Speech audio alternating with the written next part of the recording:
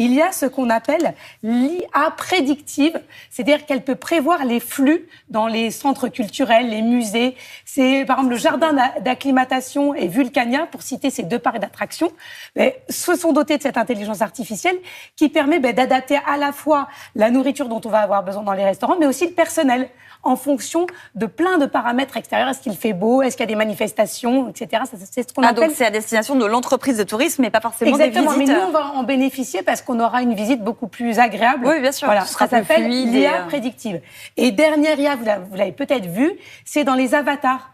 Vous savez, avant, on avait l'audio guide. Oui. Mais bien, maintenant, il y a des avatars complètement conçus avec l'IA. C'est, par exemple, le centre historique minier de Leward, dans le nord de la France, qui a pris des expériences de personnes qui étaient à la mine et elle les a transformées en avatars, ce qui fait qu'avec votre smartphone, vous allez avoir un minier de l'époque qui va vous parler, vous raconter l'histoire, et vous allez pouvoir interagir avec lui.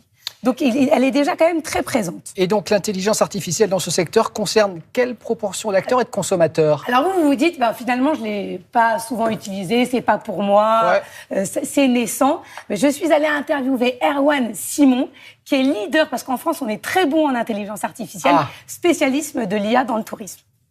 Dans ce secteur du tourisme, aujourd'hui, on est à 2 Américains sur 3 aux États-Unis qui utilisent déjà l'IA dans leur quotidien.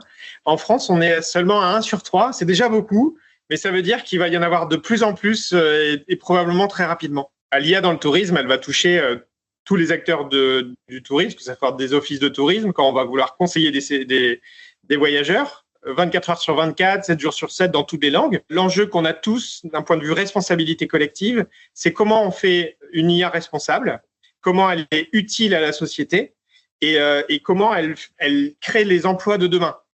Est-ce que vous avez des exemples concrets? Oui, alors par exemple, il y a une intelligence artificielle qui s'appelle Marianne. On va regarder quelques images et c'est absolument génial. Vous choisissez votre région et ensuite vous mettez la période où vous voyagez, si vous êtes en couple, en famille, ce que vous aimez, vos centres d'intérêt, et l'intelligence artificielle va vous proposer un programme sur mesure. Ça veut dire qu'elle va compiler toutes les données qu'elle a pour vous proposer différents programmes. Et si vous voulez voyager justement avec une mobilité douce, vous pouvez lui préciser également. Et ça va aller permettre à des petits musées qui ne sont pas assez visités de se faire connaître. Donc c'est plutôt très très bien. Donc moi je dis vive l'intelligence artificielle dans le tourisme. Et vive l'intelligence tout court aussi, ça ne nuit jamais. Ça c'est plus compliqué.